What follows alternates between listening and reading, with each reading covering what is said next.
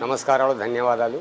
ఈరోజు సంపత్ గారి ఇంట్లో జరుగుతున్నటువంటి ఈ అమరణ దీక్ష ఏదైతే ఉందో ప్రత్యేకంగా ఏదో అడ్వర్టైజ్మెంట్ గురి కాదు, ఏదో పేరు రావాలనే ఉద్దేశం కాదు, కార్మికుల్లో ఇమేజ్ పెరగాలని మా ఉద్దేశం అసలే కాదు అనే విషయాన్ని ఒకసారి కార్మిక లోకం, ఆర్టీసీ కార్మిక లోకం గుర్తించాలని చెప్పి ఒకసారి రిక్వెస్ట్ చేస్తూ, ఏదైతే జరిగిన పరిమాణాలు ఉన్నాయో 2019 నుంచి 2026 వరకు జరుగుతున్నటువంటి విషయాలు మీ అందరికీ తెలుసు. నిన్నగాక మొన్ననే మన కొన్ని రోజుల ముందు మరి 3 మంత్రివర్యులు, అట్లనే ఒక ఉప ముఖ్యమంత్రి వర్యులు, అలాగే ఒక ముఖ్యమంత్రి స్థాయిలో జరిగినటువంటి చర్చల ఫలితం, ఆ ఫలితాన్ని ముందుకు రాకుండా, ఆ ఫలిత మినిట్స్ బయట,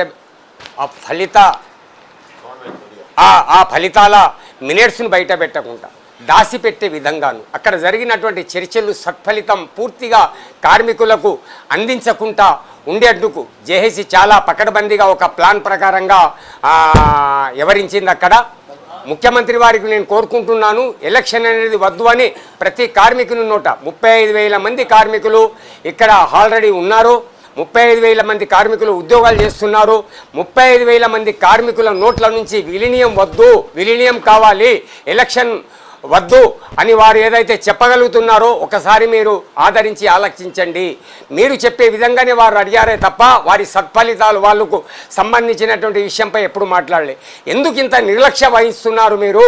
విలీనం చేస్తున్నటువంటి వ్యక్తి ఇది మరి తెలంగాణ జూన్ 2కు తెలంగాణ వచ్చినటువంటి సందర్భంగా మీ నోట ఎందుకు మాట రాలేదు? రాకపోవడానికి అలా కారణాలు ఏంటి అంటే, మా మీద ఎంత అసమానత చూపిస్తున్నావో అంత అసమానత చూపిస్తున్నావు అని చెప్పి ఇక్కడ నిదర్శనం. ఇక్కడ గుర్తయిపోయింది కార్మికుడి గుండెల్లో.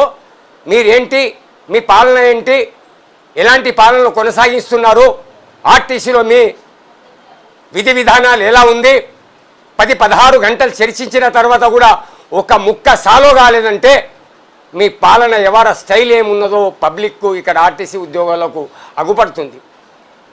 మోసం చేయకండి, దగా చేయకండి. చనిపోయిన వాళ్ళను గుర్తించారండి మీరు? ఏమన్నా పద్ధతేనా?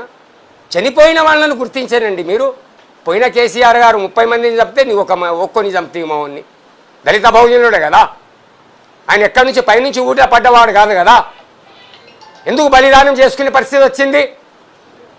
నీ నుంచి సరియైన సమాధానం రాలేదు కాబట్టే బలిదానం చేసుకున్నాడు. 16 గంటలు చర్చించారు. ఏం చర్చించారండి మీరు? ఏమి ఇచ్చారు మాకు? 11% మేము అడిగామా? ప్రభుత్వంలో విలీనం చేస్తే ఆర్థికపరమైనటువంటి ప్రాబ్లమ్స్ ఏమైనా వస్తాయా? పక్క రాష్ట్రం లేదా? కర్ణాటక లేదా? మరి ఈరోజు హైదరాబాద్, గ్రేటర్ హైదరాబాద్ వీసీ ఆ రోజు వీసీఎండి మాకు, సిపి ఆ రోజు వీసీఎండి మాకు, ఇద్దరు ఈడీలను head of the department CPM గారిని తోలేసి అక్కడ ఉన్నటువంటి ప్రాబ్లాన్ని పూర్తి స్థాయిలో సమీక్ష జరపండి అని తోలేశారు. ఆ మినిట్స్ మీ దగ్గర లేదా? వారికి మనకు ఏ వ్యత్యాసం వస్తుంది? వారికి మనకు వ్యత్యాసం రావడానికి గల కారణాలేంటి? తెలంగాణ పుట్టంగానే మొత్తం సమస్యతోటే వచ్చేసి అన్ని సమస్యలు పరిష్కరించే విధంగా మీరు పార్లమెంట్లో నిబంధనలు తీసుకున్నారా? నేను ఒకటే అడుగుతున్నాను, మీకు మోసం చేయకండి కార్మికులు, అమాయక కార్మికులను.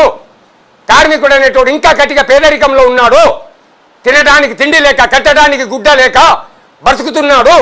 ఇంకెంతకాలం మీరు మోసం చేస్తారు చెప్పండి?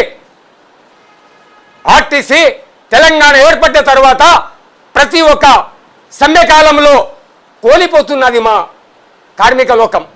అర్థమైతలేదండి మీకు? ఎవరో గెలవాలన్నట, ఎవరో గెలిచినంతో మాట్లాడతావట. ఏంటిది అది? ఏ పద్ధతి అది? ఏ పద్ధతిగా మాట్లాడాలనుకుంటున్నారు మీరు? ఎందుకు మాట ఇచ్చారు మాకు?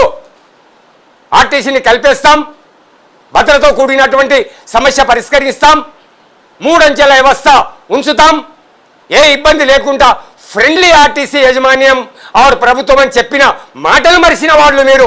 మీకేమనాలి? మేము చీటర్ అంటున్నాం, ఈరోజు చీటర్ అంటున్నామండి ముఖ్యమంత్రి గారు తమరికి. చీటర్ అంటున్నాం. ఎస్, కరెక్ట్ మాట్లాడుతున్నాం. ఏది ఏమన్నా చేసుకోండి మీరు బొమ్మలను. మేం తప్పు చేస్తే భూతద్దంలో పెట్టి చూపిస్తారే, మీరు ఇచ్చిన మాట వెనక్కి తీసుకున్నాడంటే మీరు మరి ఎలాంటి మనిషి చెప్పండి? మీరు పద్ధతి కాదు అది. ఇంకెంతకాలం ఊరుకుంటాడండి కార్మికుడు? 3 సంవత్సరాలు అయింది మీ ప్రభుత్వం ఏర్పాటు చేసి. ఆర్టీసీలో ఉన్నటువంటి ఏదైతే మా అభిప్రాయమో, ఏదైతే మా హక్కో, ఏదైతే మా డిమాండ్ ఒక్క ఇంచు కూడా కదలేనంటే పాలన ఎలా కొనసాగుతుంది? పాలన ఎలా కొనసాగుతుంది? ఎందుకు ఇంత ఘోరాతి పరిస్థితుల్లో మమ్మల్ని నెట్టబెట్టి ఎవరినో 2-3 మీరు కోఆర్డినేటర్గా ఉంచుకొని డ్రామాలు చేస్తున్నారు? వద్దు ముఖ్యమంత్రి గారు, సరియైన పద్ధతులు కాదు.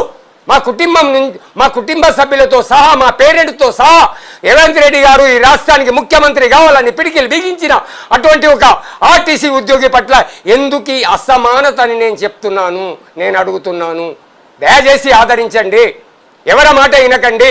బేషరతుగా జూన్ మాసం దాటక ముందు బేషరతుగా మీరు విలీనం గిట ఒకవేళ చేసినట్టుంటే ఆ రోజుల్లో వచ్చినటువంటి తెలంగాణ మీ యొక్క పాలక వర్గానికి మరి అద్భుతమైనటువంటి ఆదరణ ఈ రాష్ట్రంలో లభిస్తుంది. అర్థం చేసుకొని మాకు అర్థం చేసుకొని మీరు ఈ పద్ధతులను కొనసాగుతారని చెప్పి ఆశిస్తున్నాం. మరి ఈరోజు తమ్ముడు ఒక్కడే కాదు, రేపడుతుంది మా కుమార్ గారు కూడా కూర్చుంటున్నారు. దశల వారీగా రాష్ట్ర వ్యాప్తంగా ఇలాంటి కార్యక్రమాలు పోతాయి. వద్దు బలిదానాలు, మీరే అన్నారు. బలిదానాలు వద్దు, మీరే అన్నారు. బదిలాడద్దు, మీరే అన్నారు. మాట తప్పద్దు అని చెప్తున్నాను నేను. ముఖ్యమంత్రి స్థాయి అంటే పవిత్రమైనటువంటి స్థాయి, కాన్స్టిట్యూషన్ రైట్ స్థాయి.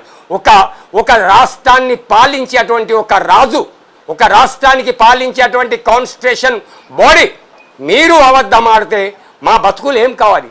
మేము ఎలా బతకాలి? భూమి మేము మా పాదాలు మోసి మేము నడవగలుగుతామా?